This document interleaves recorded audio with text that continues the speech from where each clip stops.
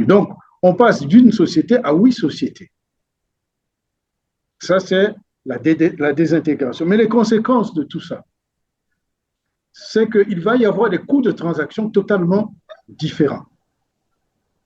Dès lors que la société de distribution actuelle, Socelec, c'est un commerçant qui va se retrouver en face de 5 fournisseurs d'électricité.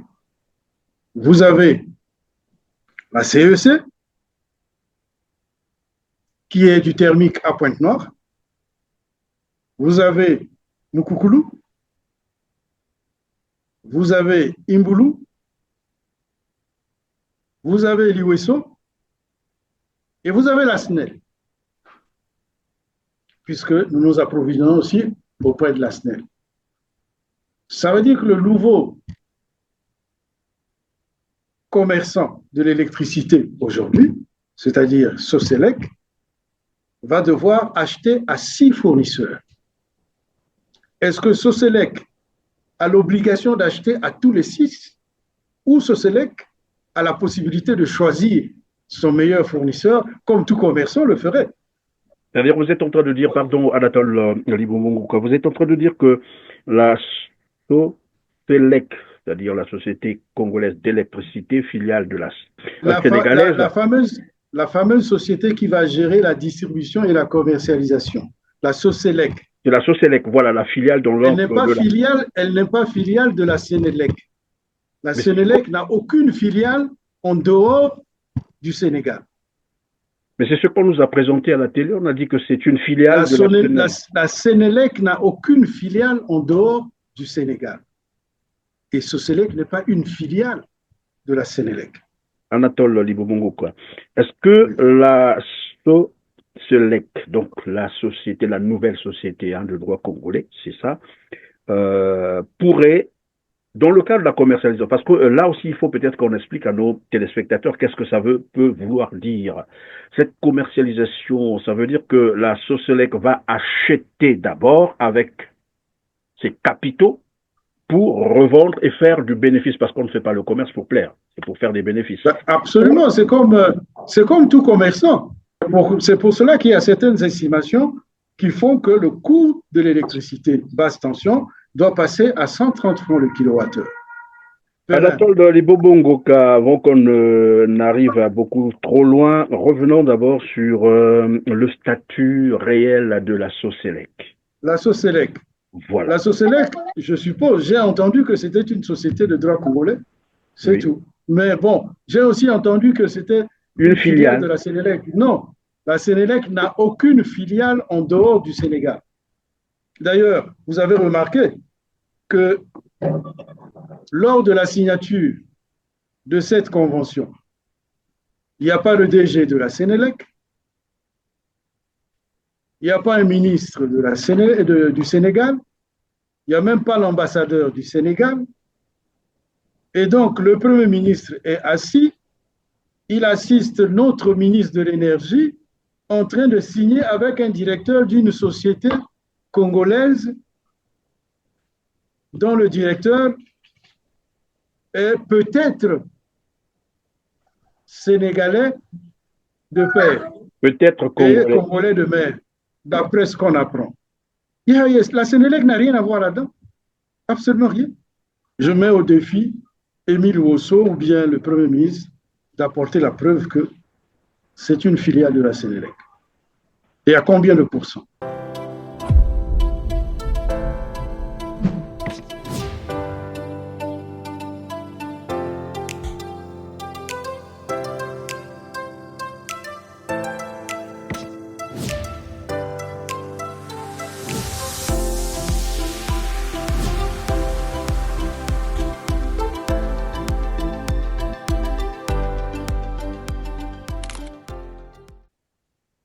Bonjour à toutes et à tous, bienvenue dans ce numéro de Droit de savoir, mesdames, messieurs, merci d'avoir encore choisi R7.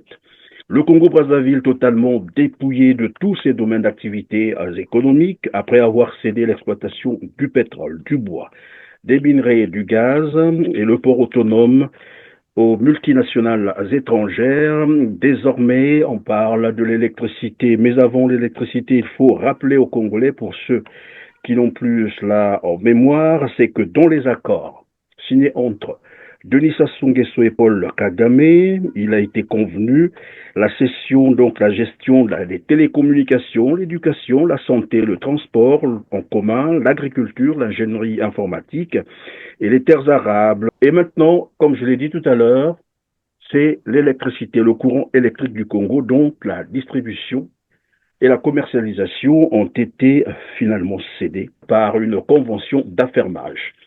Avec moi sur ce plateau pour en parler, Anatole Libomongoka, ancien directeur des ressources humaines et du patrimoine de la Société nationale d'électricité, donc SNE, pour ceux qui ont connu la SNE, mais il est aussi un membre de l'UPADES, donc la frange dissidente de ce parti, bien sûr, qui s'oppose à Pascal Tatimabiala. Bonjour Anatole. Bonjour Pérez. Merci pour l'invitation à cette émission. En prie. En tout cas, bienvenue sur ce plateau de Droit de Savoir. Nous avons également René Mokono, membre du Conseil national de l'UDH-UKI. Bonjour René. Bonjour Monsieur Christian.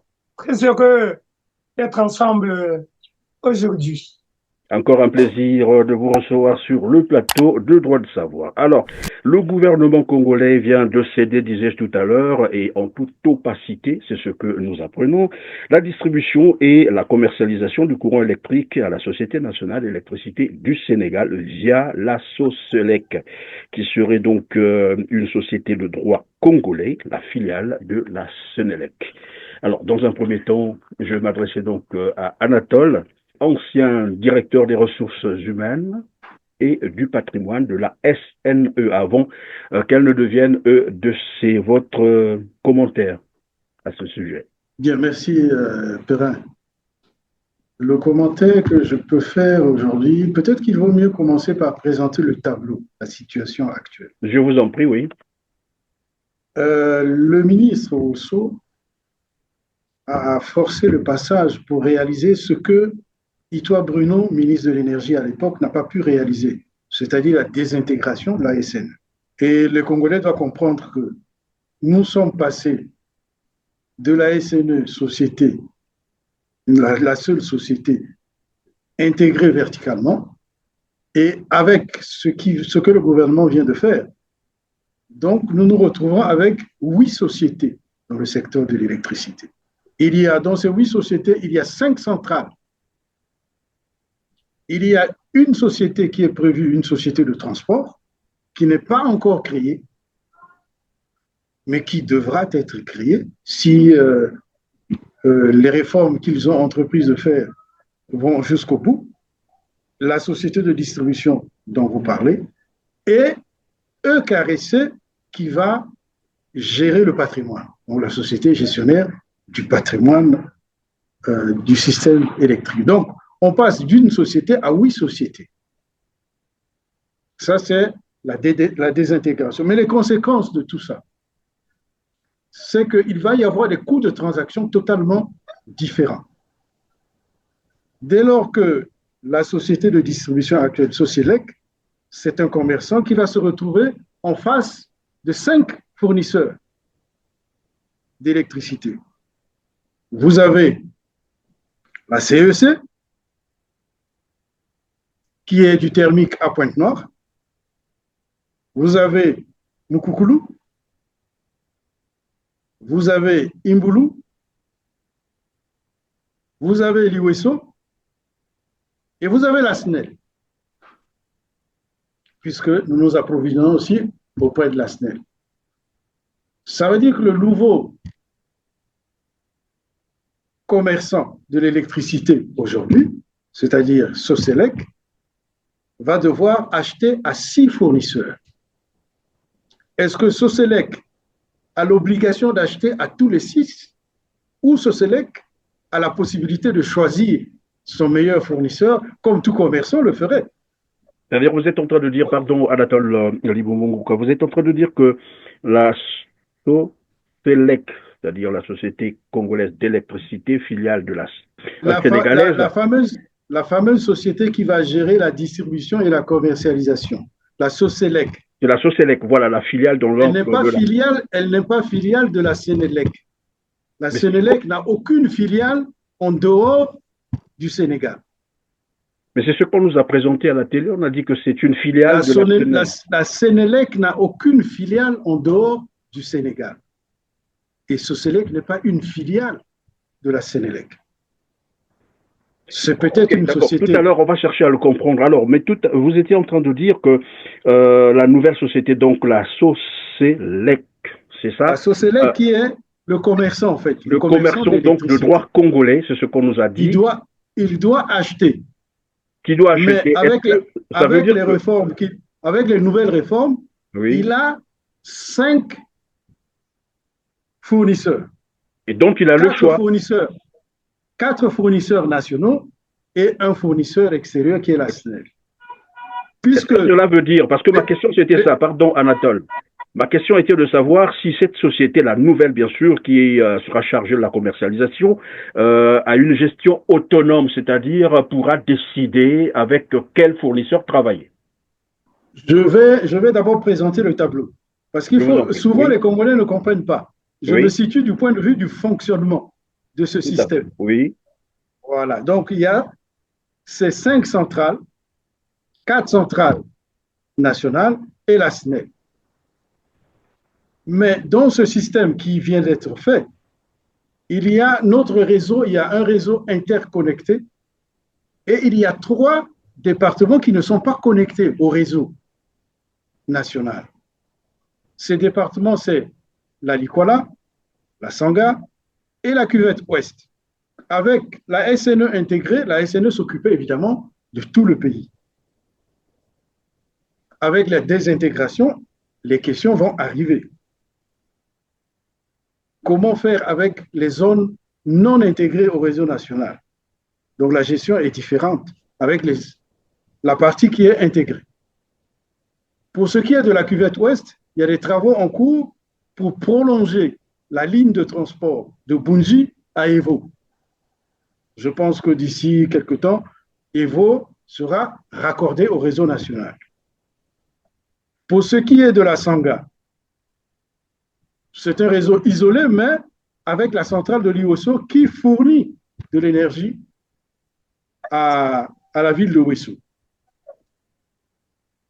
C'était aussi une intégration. Mais dès lors qu'on a donné la centrale de Liosso à une société privée, Energaz, ça veut dire qu'entre Energaz et EKRC, si Soselec va gérer la ville de Ouessou ou pas, pour l'instant, la ville de Ouessou va devoir payer son électricité à la centrale de l'Ouessou, alors qu'aujourd'hui, il s'agit simplement d'une fourniture, puisque c'est une société intégrée. Voilà donc les différentes situations qui se créent, la multiplicité des coûts de transaction. Il faut soit, et je reviens à la question que vous avez posée, si Soselec, est-ce que Soselec a la liberté de choisir son fournisseur? Je ne peux pas répondre parce que je n'ai pas lu le contrat d'affermage. Mais je vais vous donner un exemple. C'est la centrale électrique du Congo à Pointe-Noire. Oui. Elle a été faite par les Italiens et le Congo. La centrale électrique du Congo devait vendre l'électricité à la SNE. J'ai discuté avec les Italiens, j'ai conduit une délégation pour discuter avec les Italiens. Et à l'époque, les Italiens nous ont présenté un modèle de fonctionnement de la centrale qui faisait que le coût de production du kilowattheure à la centrale était à 45 francs le kilowattheure. Nous, SNE, nous avons dit aux Italiens, donnez-nous votre modèle sur lequel vous avez travaillé, nous allons examiner les hypothèses qui ont été à la base de ces calculs. 2, nous leur avons dit que dès l'instant-là, nous ne pouvons pas payer 45 francs le kilowattheure. S'il s'agit d'opérations commerciales, puisque c'est la concurrence entre producteurs, alors nous allons acheter à la SNEL. Parce que la SNEL nous vend à 15 francs le kilowattheure. En tant que commerçant, Pardon, pendant que Je vous suis êtes en devant train deux de fournisseurs. développer votre réponse, la SNEL, c'est quoi concrètement? Vous avez dit que La c'est un SNEL, fournisseur c'est extérieur, la RDC. la La SNEL, RDC. c'est la RDC. Ah, C'est le d'accord, ok. barrage de Inga. Oui. Le barrage de Inga et la RDC nous fournit l'électricité à 15 À francs le 15 kilowattheure. francs le kilowattheure, oui. CEC voulait nous vendre le kilowattheure à 45 francs. 3 fois plus cher que... C'est bien ça. Et notre prix de vente du kilowattheure basse tension est à 44,64 francs. Oui. Et donc, nous avons dit à CEC que ce prix-là, pour nous, on ne peut pas le faire. Le dossier a été renvoyé au niveau du ministère. Nous avons repris nos arguments. Nous sommes des commerçants, nos approvisionnements, c'est au moins cher. Finalement, le ministère a trouvé un compromis boiteux qui ne correspond à aucune étude technico-économique. C'était de dire que le prix de vente de la CEC à la SNE était fixé à 25 francs CFA le kilowattheure. Mais ces 25 francs CFA le kilowattheure, en termes de trésorerie, se décomposent de la manière suivante. La SNE acceptait de payer 15 francs le kilowattheure. Et l'État subventionnait la CEAC à hauteur de 10 francs le kilowattheure. Donc, vous voyez le système, comment il fonctionne. Déjà, à ce niveau-là, avant la désintégration, les relations commerciales entre la CEC et la SNE étaient viciées. Parce que le prix fixé ne correspondait à aucun calcul technico-économique. Et malgré ça, il y avait une subvention de l'État à la CEC. Vous voyez déjà le problème tel que ça se posait à l'époque. À qui appartient la CEC? La CEC, c'est 80% État, 20% italien. Mais comme ça a été gagé sur le pétrole, donc nous considérions que la centrale appartenait à l'État. Et nous avions demandé qu'on nous donne la centrale à gérer. Mais le ministère avait refusé. On reviendra sur ces questions. Donc, je présente ça du point de vue du fonctionnement, parce que souvent les Congolais ne se rendent pas compte du fonctionnement interne de ces choses. Oui. Maintenant, quand vous avez ça, il y a déjà ce point-là. Aujourd'hui, qu'est-ce qui va se passer? Soselec en question doit devoir acheter à CEC, acheter à Mukukulu, acheter à Imbulu, acheter à la SNEL, et si Soselec gère la ville de Ouesso, acheter à l'Iwesso. Oui. Enfin, si Soselec gère Infondo, il va falloir que Soselec envoie du carburant à Infondo pour alimenter Infondo. Avec le prix de 44 francs 64 basse tension. Donc, voilà la situation telle qu'elle se présente aujourd'hui. Du moment où la Soselec, bon, c'est comme ça qu'on nous a présenté ça, après on reviendra là-dessus. C'est ça. C'était la filiale de la Senelec. Tout à l'heure, vous allez nous dire si c'est vrai ou faux. Mais la Senelec, la Soselec, donc la société de la Soselec, voilà, achètera, je reviens sur l'exemple de la CEC. Oui. Puisque vous avez dit à ce niveau-là, 80% pour État et 20%, je ne sais pas si c'est Eni ou bon voilà, les opérateurs. Et donc à ce niveau-là, si la Soselec vient acheter le produit à la CEC, est-ce que l'État congolais continuera finalement à subventionner encore comme il le faisait avant? C'est tout le problème. C'est tout le problème. C'est pour vous dire que ces réformes ont été appliquées sans que toutes les études aient été finalisées. On reviendra là-dessus.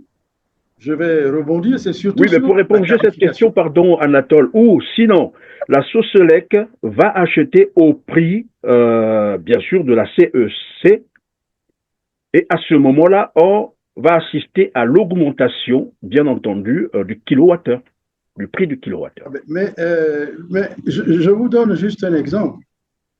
Si Soselec doit acheter à toutes ces centrales, oui, ça veut dire qu'elle va acheter à 6 fournisseurs. Et si je prends le prix minimum, celui de la SNEL, de 15 francs, ça veut dire que un calcul bête, tout de suite, son kilowattheure va lui revenir à 90 francs kilowattheure. Mais son prix de vente basse tension est à 44 francs 64. C'est-à-dire que dès le départ, le système est déjà biaisé. Financièrement, il est déficitaire. Il ne peut pas fonctionner. Et c'est pour ça qu'il y a eu des estimations du côté de la Banque mondiale pour dire que, à ce moment-là, si on doit revaloriser les tarifs, je vous dis que les tarifs actuels datent de 1994. Et le gouvernement a toujours eu des difficultés à ajuster les tarifs d'électricité. Je vous explique comment les tarifs ont été ajustés en 1994. Les tarifs ont été ajustés en 1994 du fait de la dévaluation du franc CFA. Le 11 janvier 1994, il y a dévaluation du franc CFA. Alors la SNE ne tient plus, ne peut plus continuer. On fait une étude tarifaire et on estime une augmentation du prix et le gouvernement n'est pas d'accord avec l'étude tarifaire. Alors on trouve encore une fois un prix politique en fait. Et ce sont les tarifs actuels. Ça fait 30 ans que ces tarifs sont d'application. Oui, mais pardon, Anatole Libobongo, quoi. Est-ce que la SOSELEC, donc la société, la nouvelle société de droit congolais, c'est ça, pourrait, dans le cadre de la commercialisation, parce que là aussi, il faut peut-être qu'on explique à nos téléspectateurs qu'est-ce que ça peut vouloir dire. Cette commercialisation, ça veut dire que la SOSELEC va acheter d'abord avec ses capitaux pour revendre et faire du bénéfice, parce qu'on ne fait pas le commerce pour plaire, c'est pour faire des bénéfices. Absolument, c'est comme tout commerçant. Ben voilà. C'est comme les réformes actuelles font de la SOSELEC un commerçant d'électricité. Qui apporte ses capitaux, qui achète et qui revend. Qui va chez les producteurs indépendants, puisqu'on a transformé les centrales qui appartenaient à l'État, on les a transformées en sociétés privées. Ou alors, la SOSELEC va prendre, je ne sais pas comment, avec une garantie bien entendu, mais au prix de ses fournisseurs, et puis y ajouter un peu, son petit bénéfice, et une fois vendu, la SOSELEC reverse ce qui revient de droit à ses fournisseurs. Ou bien il doit d'abord acheter. C'est pour cela qu'il y a certaines estimations qui font que le coût de l'électricité basse tension doit passer à 130 francs le kilowattheure. Donc, on passe de 44,64 à 130 francs le kilowattheure. Mais le gouvernement... Si ça arrive comme ça, nous sommes quand même dans un pays... Le gouvernement n'a pas finalisé les études tarifaires. Ils n'en ont pas. Le gouvernement n'a pas d'études tarifaires. Donc, ils ont fait la désintégration de EKRC sans avoir l'élément le plus important, l'étude tarifaire. Parce que pour un commerçant, c'est pour ça que je vous disais que SOSELEC n'est pas une filiale de la Sénélec. EKRC devient un simple gestionnaire du patrimoine de l'État, puisqu'il y a l'affermage, il y a les concessions. C'est à lui de veiller. Je prendrai un exemple un peu terre à terre. Tu as un bâtiment, tu as une maison et tu demandes à quelqu'un, tu vas me gérer ce bâtiment. C'est ça. Oui, mais lorsque la future EKRC, c'est ça. Lorsque la E2C détient 15% des parts, c'est ce que j'ai cru comprendre, la SOSELEC. Oui, mais c'est dans toutes ces sociétés. Mais je vais vous donner un exemple. Oui. La CEMAC, à Mukukulu, ce sont des Chinois. C'est une société CEMAC pour gérer Mukukulu. Le capital de la CEMAC est à 20 millions.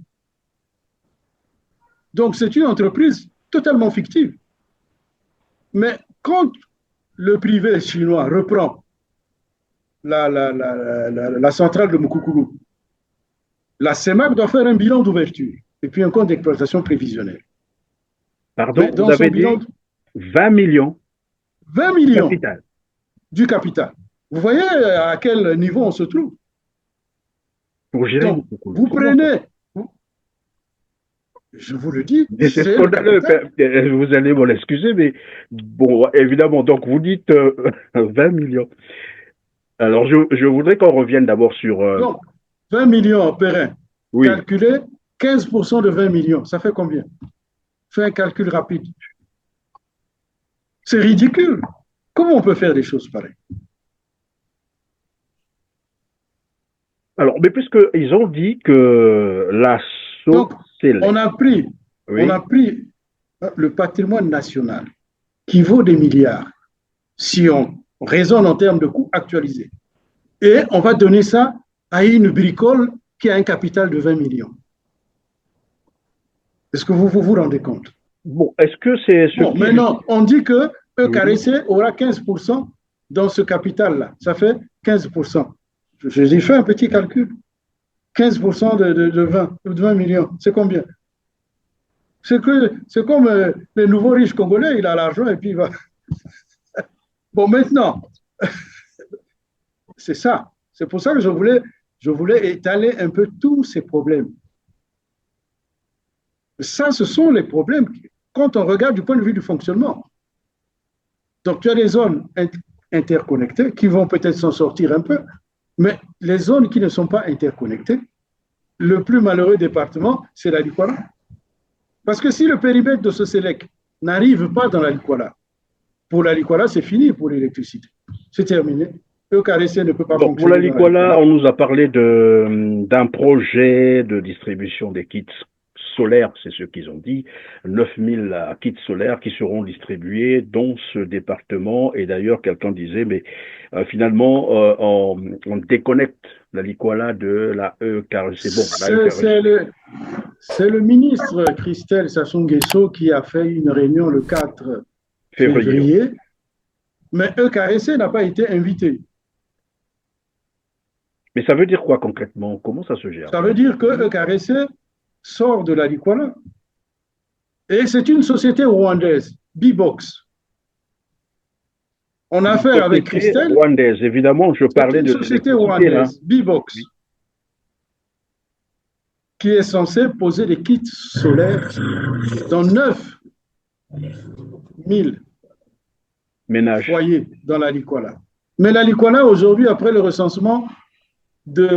dernier recensement général de la population, la Likwala est devenue le département le plus peuplé du Congo.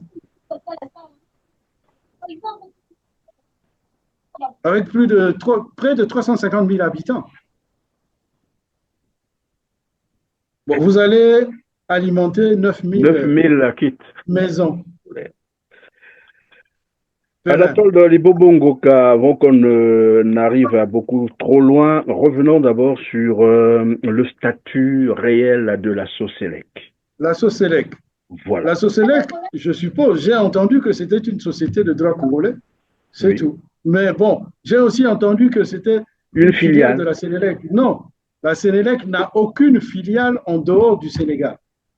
D'ailleurs, vous avez remarqué que lors de la signature de cette convention, il n'y a pas le DG de la Sénélec, il n'y a pas un ministre du Sénégal, il n'y a même pas l'ambassadeur du Sénégal. Et donc, le Premier ministre est assis, il assiste notre ministre de l'Énergie en train de signer avec un directeur d'une société congolaise dont le directeur est peut-être sénégalais de père. Peut-être congolais. Et congolais de mère, d'après ce qu'on apprend. La Sénélec n'a rien à voir là-dedans. Absolument rien. Non, mais là, ça devient un peu, voilà, on ne comprend plus rien. Mais c'est la façade qui a été présentée. On nous a parlé de la Sénélec. Non, il n'y a pas de Sénélec là-dedans. Désolé. Je mets au défi Émile Wosso ou bien le Premier ministre d'apporter la preuve que c'est une filiale de la Sénélec. Et à combien de pourcents?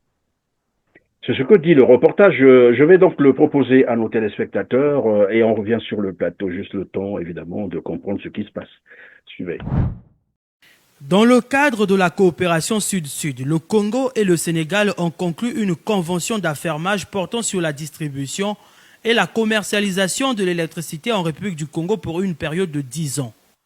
La gestion de ce segment sera désormais assurée par la société sénégalaise Sénélec. La signature de la convention a eu lieu en présence du Premier ministre Anatole Koliné Makosso. L'acte a été formalisé par Émile Ouosso, ministre congolais de l'énergie, et par Pape Mamadou Diop, directeur général de Sosélec, filiale de Sénélec. Dès lors, l'État congolais ne détient plus le monopole de la distribution et de la vente de l'électricité. Cependant, il conserve le contrôle de la tarification conformément aux dispositions de la Convention qui compte 75 articles et a été lu par le conseiller du Premier ministre chef de département hydrocarbures, électricité et transition énergétique Jean-Jacques Ikama. Les missions assignées aux fermiers portent notamment sur la gestion, l'entretien, la maintenance et l'amélioration des performances du service public de distribution d'électricité et des systèmes de facturation et recouvrement de créances et de suivi des abonnés dans le cadre de la commercialisation de l'électricité. Alors, Anatole Libomongoka, finalement, que comprendre par là? Comprendre par là, c'est qu'on a pris des schémas théoriques qu'on a voulu appliquer sans se mettre sous l'angle du fonctionnement réel du système. Mais quand vous regardez ça du point de vue du fonctionnement réel du système, ça ne peut pas marcher parce que le Congo, c'est un petit réseau. Il y a deux choses qui manquent dans ces réformes qui sont en train d'être faites. La première des choses, c'est le maillon essentiel, la société de transport qui devait être mise en place, n'existe pas encore. Quand on entend par transport, c'est-à-dire entre le producteur et le distributeur, il y a les grandes lignes de transport d'énergie électrique. Ces lignes-là, on ne peut pas les désintégrer. Vous êtes obligé de les gérer, intégrer. C'est tout ça qui constitue le patrimoine géré par la EDC. C'est ça le patrimoine. Non, EKRC va gérer ce patrimoine. Mais en termes de gestion du patrimoine, maintenant en termes d'exploitant, on va créer une société pour exploiter le transport. Pour l'instant, on ne connaît pas la société. Ça veut dire quoi? Le producteur envoie sur le réseau de transport et la société de transport doit fixer le coût du transit. Parce que jusque-là, il n'y avait pas de coût du transit. La société de transport fixe le coût du transit et donc répercute le coût du transit auprès du distributeur qui est Sosélec. Vous voyez le nombre de transactions, il y a 6 contrats avec le producteur, puis il y a le coût du transit. Et quand vous ajoutez ça à la marge, au coût d'exploitation de Sosélec, évidemment, le prix du kilowattheure chez le consommateur explose. Mais le deuxième problème, le Congo s'est lancé là dans un projet dont il sait pertinemment et d'avance qu'il ne pourra jamais, j'allais dire éclore. Je ne sais pas si le ministre Ouosso sait que ça ne va pas marcher. Mais ce qui est drôle, c'est que le ministre Ouosso a été DG de la SNE à un moment donné. Malheureusement, les performances n'ont pas été extraordinaires. Il a été viré pour incompétence. Oui, mais lorsqu'on entend, je crois, il a accordé une interview, je ne sais pas si c'est à Télé Congo, mais je l'ai suivi, où il indexait évidemment les anciens responsables de la SNE et aussi de EDC, qui finalement se sont avérés incompétents. Il a donné quelques exemples sur l'entretien de Mokokulu, des différents barrages, mais aussi dans le transport électrique. Il a en tout cas indexé. En fait, en somme, il a voulu dire que tous ceux qui sont passés depuis la SNE jusqu'à E2C se sont avérés incompétents, raison pour laquelle on est allé vers... Bon, la Sosélec, vous nous dites encore que ce n'est vraiment pas la filiale. Perrin, je voudrais revenir un peu sur ce problème de l'incompétence. Vous savez, une société comme la SNE, c'est une société d'État. Il y a deux grands acteurs. Il y a le gouvernement et puis il y a les travailleurs. N'est-ce pas? Tout à fait. Depuis la nationalisation du NELCO en 1967 jusqu'à aujourd'hui, le PCT a totalisé 50 ans de gestion du secteur électrique. Je dis bien 50 ans de gestion du secteur électrique. Et dans cette entreprise d'État, toutes les décisions stratégiques de l'entreprise sont prises par le gouvernement. La nomination des DG, la nomination des directeurs centraux, les investissements, les gros investissements publics, tout cela se fait par le gouvernement. Mais Émile Rousseau n'est pas le premier à penser que les cadres de la SNE étaient incompétents. Je me souviens, Victoire Bruno, quand il était ministre de l'Énergie, lui aussi avait traité les cadres de la SNE d'incompétents. Mais en fait, on lui avait fait comprendre que l'incompétence ne se trouvait pas certainement là, mais l'incompétence se trouvait à ceux qui prenaient les décisions stratégiques sur la SNE. C'est le gouvernement qui nomme les DG. C'est le gouvernement qui nomme les directeurs centraux. Mais, Perrin, si pendant 50 ans, le gouvernement nomme des DG incompétents, nomme des directeurs centraux incompétents, où se trouve l'incompétence? Ben oui, les nominations par affinité, voilà, parentale, il faut le dire comme ça. Donc, je vois bien que ce ne sont pas les travailleurs. L'incompétence se trouve plutôt du côté du gouvernement, je crois. Il y a 4 critères au Congo depuis l'indépendance, puisqu'il y a le livre de Emmanuel Okamba, Gouvernance et Société, où il a repris tous les décrets de nomination au gouvernement depuis 1968 jusqu'à 2010. Je suis allé au journal officiel, j'ai pris les décrets de nomination de 2010 à 2023. Donc, sur la base de ce corpus, alors nous avons mis en évidence que au Congo, pour être nommé politico-administrativement, il y a 4 critères. Le premier critère, c'est de faire partie de la famille biologique du chef de l'État, du Premier ministre ou du ministre. Deuxième critère, c'est de faire partie de la famille politique du chef de l'État. Troisième critère, c'est de faire partie, de passer par le canapé, comme on dit. Dernier critère, c'est de faire partie de l'association du soir. Regardez sur tous les cadres qui sont nommés, à peu près 98% passent sur l'un de ces critères. Et puisqu'on arrive sous ces critères-là, au niveau du service, on n'attend pas le meilleur de vous. On n'attend pas la performance. On attend la fidélité. Et parce que les cadres sont nommés dans ces conditions, depuis Madame Pauline Iyonza, qu'on a nommée au CNR le 5 août 1968, c'est mon année de naissance, puisqu'on est nommé dans ces conditions, le contrôle n'est pas possible. La redevabilité aussi, on ne s'attend pas à ce que vous expliquez. Le contrôle n'étant pas possible, c'est ça là qui bloque le pays. Et ça fait que quand un cadre est nommé ministre, dans ces conditions-là, le commencement et la fin coïncident, nous avons le blocage auquel nous assistons. C'est là-bas qu'il faut regarder. Je vais vous donner quelques exemples parce que ces ministres-là, ils aiment bien pavaner. Je prends le cas du ministre Victoire Bruno. Vous vous souvenez, il y en a qui ont beaucoup oublié, mais le ministre Victoire Bruno a fait construire, au sortir de la guerre, 2 centrales.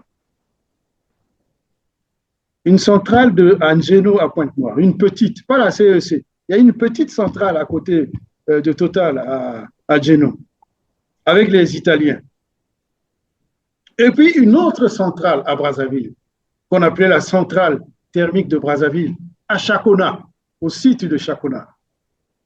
Le président est allé inaugurer en toute pompe la centrale. Elle est où aujourd'hui, la centrale de Chakona? Perrin pose la question. Elle est où, la centrale? On a dépensé des milliards.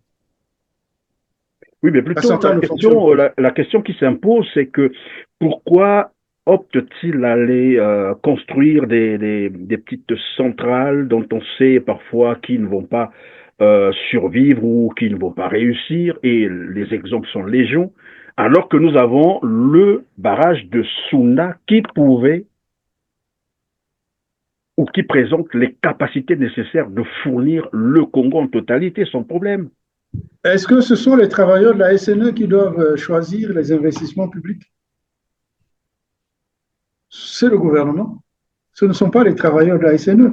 Et quand il y a un mauvais choix des investissements, qui est incompétent? Eh bien aujourd'hui, plutôt, il vous indexe. Le gouvernement indexe les travailleurs. Je pose la question. Quand il y a un mauvais choix d'investissement, je prends le cas de l'Iweso. On a fait le barrage de l'Iweso, 19 mégas puissance installée.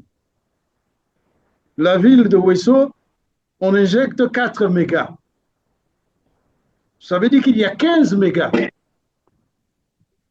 qui sont là, inexploités. Mais lorsqu'on a fait ce barrage, est-ce qu'on ne savait pas qu'il y avait l'exploitation forestière de Ngombe qui était à côté? On ne savait pas qu'il y avait des sociétés forestières dans la Sangha pour tirer des lignes et alimenter ces sociétés forestières pour essayer de monter l'appel de puissance au niveau de la centrale? Ils ne savaient pas que ça existait. Oui, je suis en train de me rendre compte qu'il y a trop d'aventures avec ce gouvernement. Et Émile Wosso a également parlé de l'affaissement, je crois, au niveau du barrage d'Imboulou, où il a dit, par exemple, là... Oui. Revenons d'abord sur le fonctionnement. Je reviendrai sur ça. D'accord, ok. On revient sur le fonctionnement. J'avais un élément, c'est-à-dire la société de transport qui n'est pas créée et dont on ne connaît pas le coût de fonctionnement, le coût d'exploitation. Donc ça n'existe pas encore. Il y a quelque chose de plus subtil. C'est ce que nous appelons la péréquation tarifaire. C'est quoi? Ça veut dire qu'en fait, dans notre réseau, ce sont les deux grandes villes, Pointe-Noire et Brazzaville, qui permettent à ce que tout le pays fonctionne. Tous les centres qui sont aujourd'hui, quand vous électrifiez Tchika-Pika, ou bien Tartampion, tel endroit, vous croyez que c'est la vente d'électricité à Tchika-Pika là, qui va permettre de payer le fonctionnement de la ligne, qui va payer les travailleurs qui sont là-bas? Mais pas du tout. Qui va payer ça?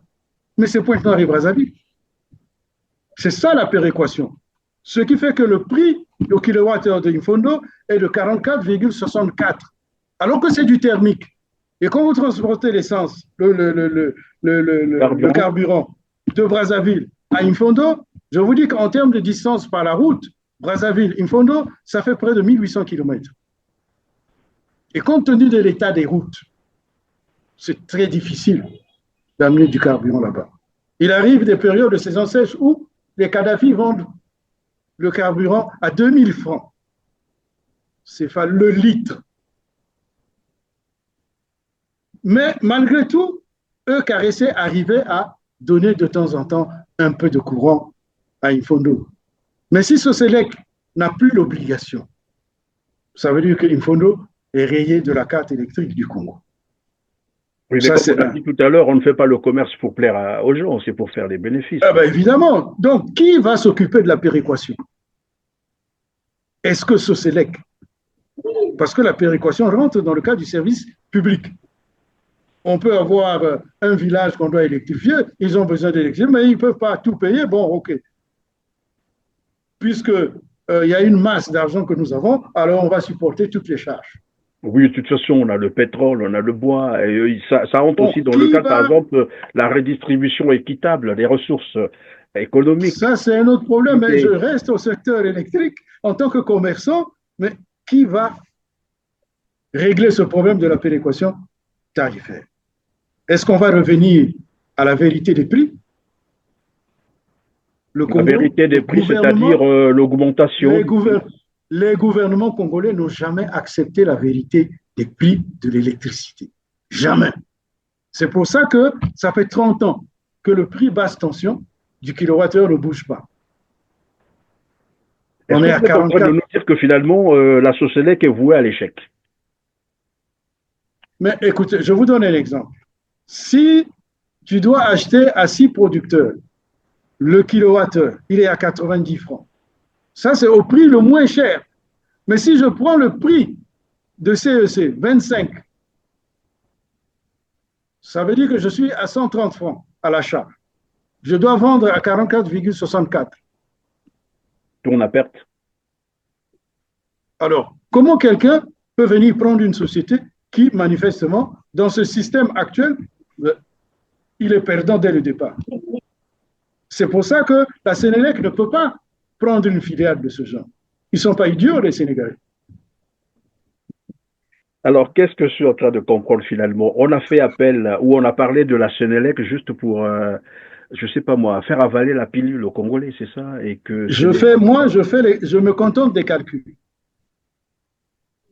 Vous êtes journaliste, Perrin, tu es journaliste, il faut tirer la conclusion. Oh, mais évidemment, voilà pourquoi je pose cette question, parce que jusque-là, bon, on va attendre probablement que la Sénélec va réagir, parce que quand même, son label a été utilisé.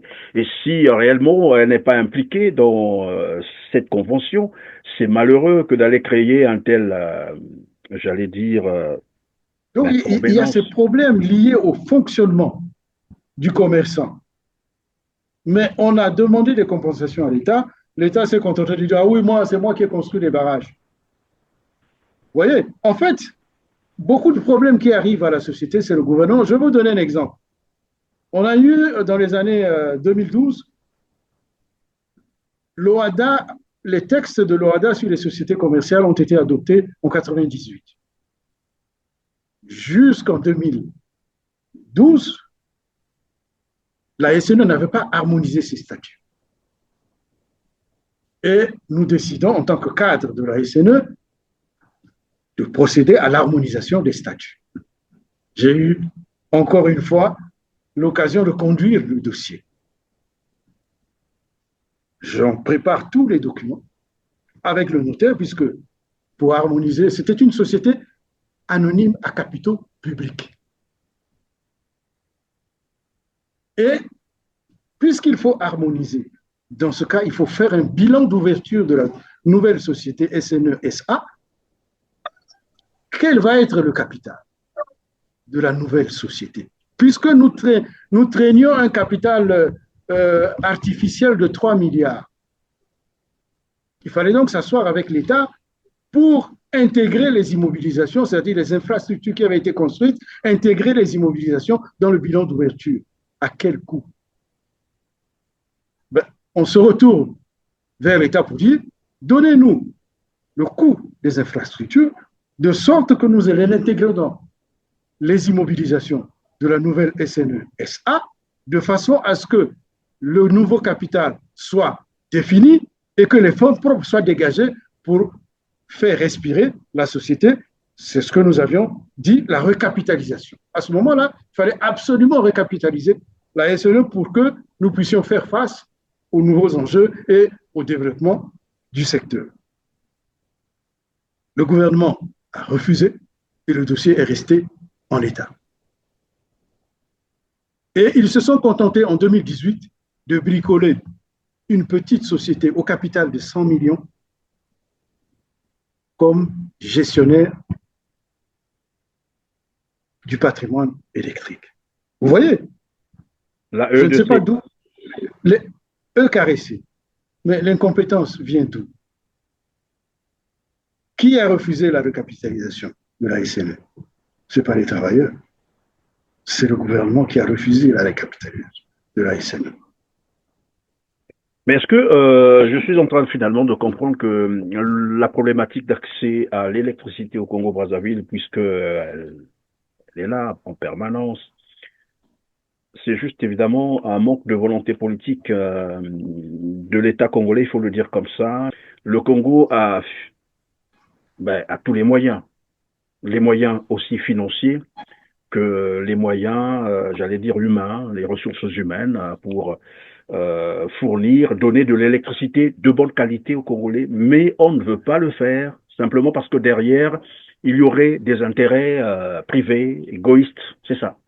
Mais vous savez, tu sais, Perrin, après la guerre, le gouvernement ne nous a pas fait confiance. Il a appelé EDF pour remettre l'électricité dans Brazzaville. Les gens d'EDF sont arrivés, ils se sont dit ça c'est impossible et ils ont fait un devis. Bon, le gouvernement ne pouvait pas payer, on leur a dit bon, mais nous pouvons le faire. C'est pas difficile. On l'a fait, on a remis l'électricité après la guerre. Ce n'étaient pas des Blancs, ce n'étaient pas des étrangers, ce n'étaient pas des Chinois, ce n'étaient pas des Rwandais, c'était des ingénieurs congolais qui l'avaient fait. Mais qu'est-ce qui explique que maintenant, à présent, qu'on ne fasse plus confiance à ces techniciens que vous êtes? Qu'est-ce qui peut expliquer ça? Demandez au gouvernement. Mais c'est triste parce que quand on a géré un pays pendant près d'un demi-siècle et qu'on se trouve à donner la gestion, parfois même des petites choses, à des étrangers, c'est très humiliant. Je ne sais pas si au PCT, il y a des cadres dignes qui voient ça et qui restent tranquilles. Je ne comprends pas. Pour gérer et puis ils ont courage, en fait, c'est ça le problème. Pour gérer une petite zone économique comme à Maluku, on va chercher des Rwandais. C'est vraiment humiliant. Mais le PCT, qu'est-ce qu'il y a? Il n'y a pas de cadre. Il y a plus de 700 membres du comité central. On ne peut pas trouver là-dedans des cadres compétents, capables de gérer une petite zone économique comme Maluku. Mais tout à l'heure, vous avez même parlé des 9000 kits solaires. Vous pensez que les Congolais ne pouvaient pas le faire? Mais bien sûr que si. La technologie est dans le marché. Aujourd'hui, tout est vendu dans le marché. Voilà. C'est quoi ce truc? Donc, on donne l'impression que c'est comme si en 50 ans, le PCT au gouvernement, au pouvoir, n'a pas pu former des cadres.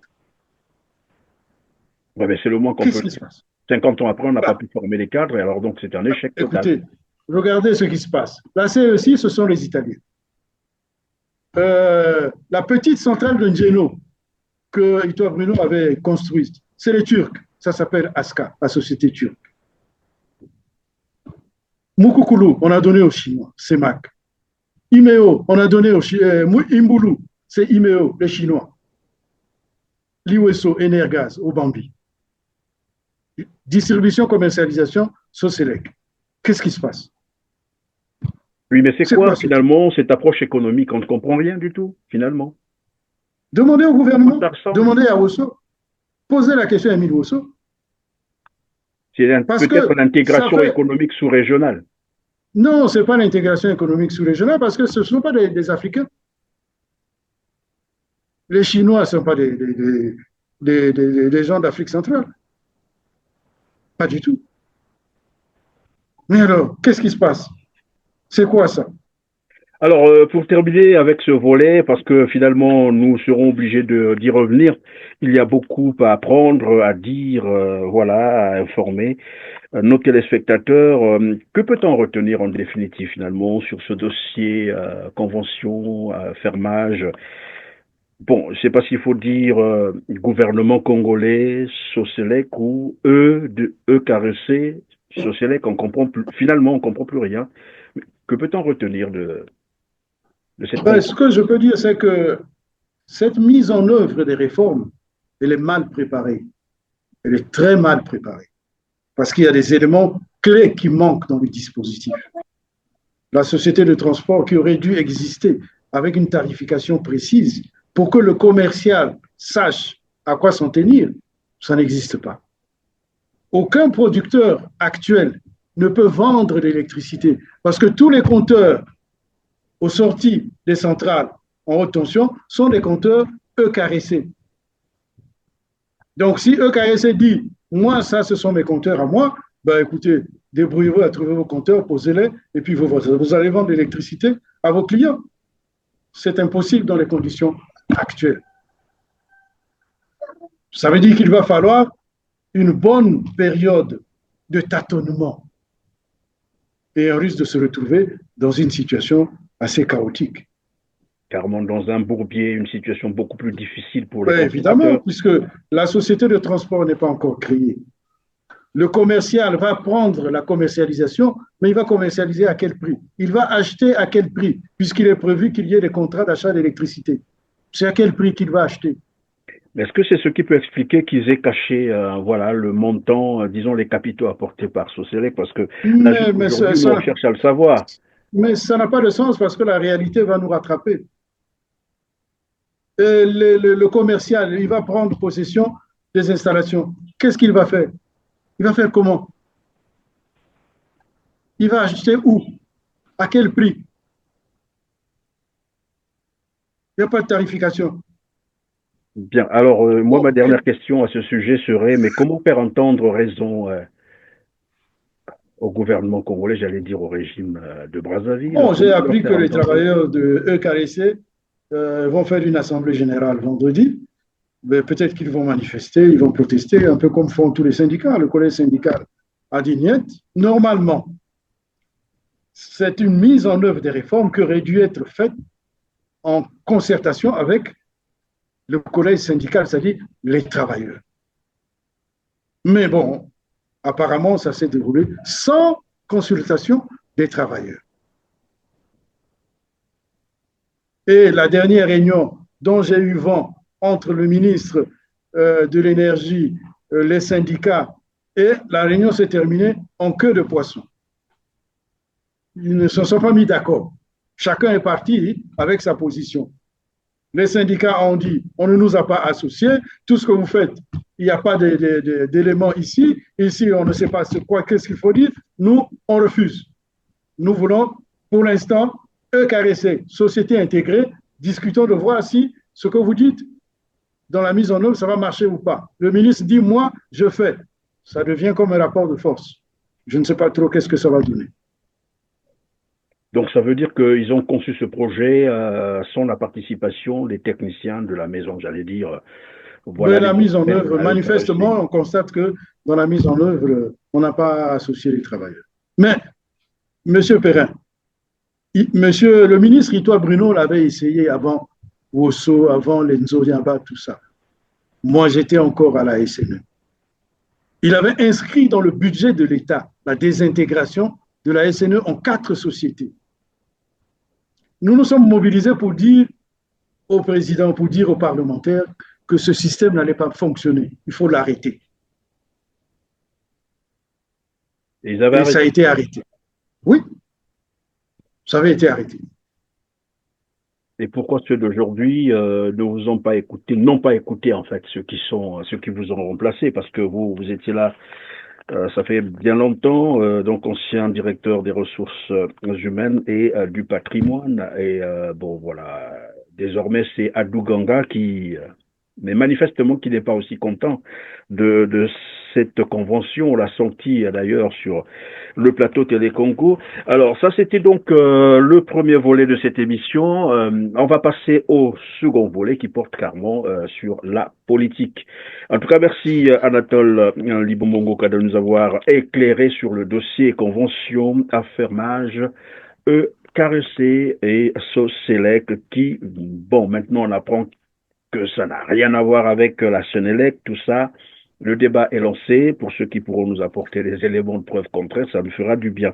Passons donc au volet politique. Vous êtes membre, je disais, d'entrée de jeu de l'UPADS, mais j'allais dire l'aile, voilà, un peu opposée à Pascal Tatiba-Biala. Vous allez peut-être nous... Bon, je suis membre du courant Renaissance panafricaine.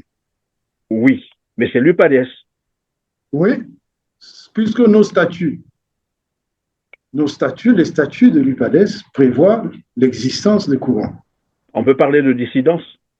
Non, pas de dissidence. Une dissidence... Pourquoi donc avoir créé ce courant au sein de l'UPADS? Mais parce que les statuts l'autorisent et parce que la gestion du parti par le premier secrétaire sortant n'est pas satisfaisante. C'est pour ça que nous avons rappelé alors pour le respect des statuts. C'est la moindre des choses. Quand on a une organisation, il y a des statuts. C'est ça la constitution de l'organisation. Il faut la respecter. Alors, comme par hasard, oui, on va y revenir tout à l'heure. Je disais, comme par hasard, c'est la même situation vécue au niveau de l'UDH Yuki. Je reviens là avec René Mokono. Rebonjour, René. Bonjour, M. Christian. Comment va l'UDH Yuki? Bon, vous savez que les frères gestionnaires de la politique de la République, en l'occurrence le PCT, est déterminé à vouloir affaiblir les partis d'opposition. Oui, mais vous accusez le PCT, d'abord votre propre parti, parce que le loup ne peut pas entrer chez vous sans que personne ou un membre de la famille ne puisse le lui autoriser. Beaucoup de gens seront surpris par mes explications. Non, j'interprète ici la volonté de cette base. Et puis, j'exprimerai mes positions personnelles. Oui. Parce que moi, je m'oppose parfois sur certaines déclarations, puisque le mal, en fait, le gros problème à l'Oudiachouki, c'est vrai que le PCT, le pouvoir en place, fait partie prenante, mais le fond de la question revient surtout aux responsables de l'Oudiachouki. Oui, je vous posais la question parce que dernièrement, on a vu, comment vous l'appelez, c'est monsieur Baldiabio, c'est ça, qui s'est emparé finalement de la présidence du parti dans les conditions que tout le monde sait. Aujourd'hui, je ne sais pas si la situation est revenue à l'ordre, mais on l'a vu entre les membres du Parti congolais du travail, invités à célébrer, je ne sais pas c'était quoi, la manifestation, mais visiblement, il s'est affiché avec le Parti congolais du travail pour dire, ben écoutez, comme pour dire à ceux qui les suivaient, que nous sommes avec le PCT. Non, il y a des gens qui sont allés plus loin pour dire que l'UDHQ fait partie désormais de la majorité présidentielle. Oui, par son image, on pouvait le lire, oui. Oui, mais c'est pas lui, l'UDHQ. Lui, c'est un simple militant. C'est un simple militant comme tout autre. Qui ne peut pas engager l'UDHQ. Mais apparemment, le pouvoir en place semble le considérer comme le représentant de l'UDH. Yuki, voilà, parce que j'ai aussi lu Padès tout à l'heure. Heureusement que vous avez dit semble le considérer. Oui. Et je vais vous donner des preuves palpables. Oui, c'est quoi la réalité donc?